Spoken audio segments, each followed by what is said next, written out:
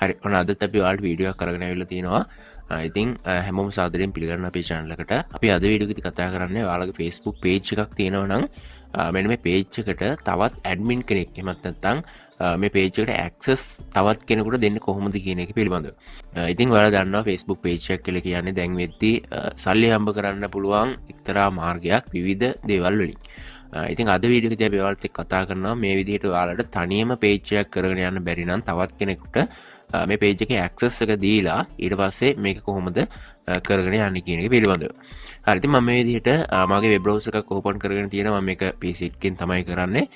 ඉතින් ඔයාලට පුළුවන් ඔයාලගේ page එකට මේ විදිහට switch වෙන්න. ඉතින් ඒකට ඔයාලට පුළුවන් ඔයා යන්න ඔයාගේ මේ profile icon එක උඩට ඊට පස්සේ මෙතනින් ඔයාගේ page එකට switch වෙන්න. ඊට පස්සේ ඔයාලට මේ වම් අත පැත්තේ උඩින්ම තියෙන ඔයාගේ page එකේ icon එක ඔයා මෙතන click කරාට පස්සේ manage page වලට ඔයාව redirect වෙනවා. ඊට පස්සේ මේකේ පල්ලෙහෙන් තියෙනවා setting කියලා බටන් එකක්.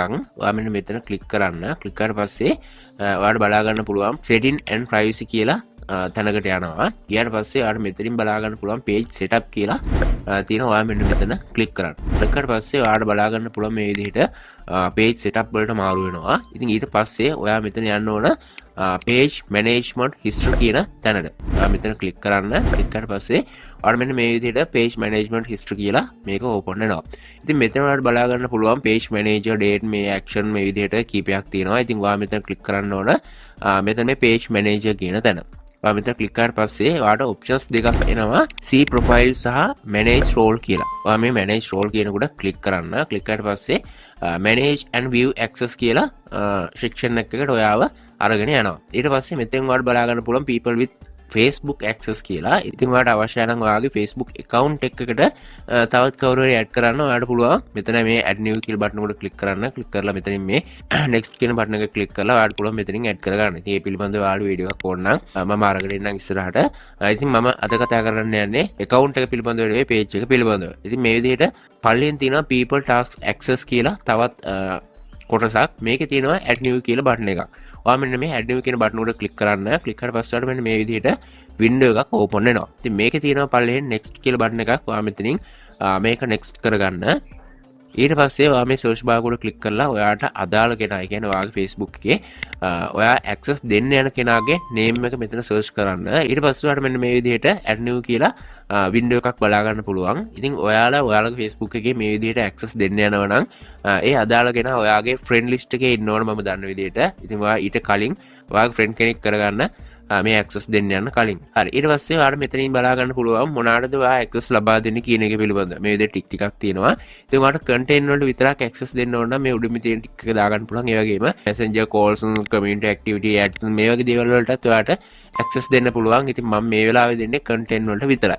ඊට පස්සේ මම මෙතන තියෙන යටින් මේ give access කියලා බටන් එකක් මම මෙතන click කරනවා. click කරලා පස්සේ ඔයාගේ Facebook එකේ password එක මෙන්න මෙතනට add කරන්න ඕන. මේක security reason එකක් සඳහා වන දෙයක්. ඉතින් ඔයාලගේ Facebook එකේ මොකක් හරි access එකක් දෙනවා නම් අනිවාර්යයෙන්ම ඔයාගේ Facebook account එකට තියෙන password එක දෙන්න ඕන. ඒ වගේම තමයි මෙතන ඔයා password එක දීලා පල්ලෙන් තියෙනවා confirm කියලා බටන් එකක්. ඔයා මෙතන click කරන්න. click කරාට පස්සේ verification එකක් එනවා නම් ඔයාගේ Facebook එක verification කරලා තියෙනවා නම් මේ විදිහට message එකක් එයි. එහෙම නැත්නම් ඔයාට මේක continue කරගෙන ඉස්සරහට යන්න පුළුවන්. හරි ඉතින් මම මේ විදිහට verification code එක මෙතනට add කරගන්නවා. ඊට පස්සේ පහලින් තියෙන continue කියලා බටන් එක මම මෙතන continue කරගෙන ඉස්සරහට යනවා. click කරාට පස්සේ ඔයාලට මෙන්න මේ විදිහට බලා ගන්න පුළුවන්. ඔයා select කරගත්ත කෙනාව මෙතනට ඇවිල්ලා තියෙනවා. ඒ වගේම මේ කෙනාට invitation එකක් යනවා notification එකක් විදිහට.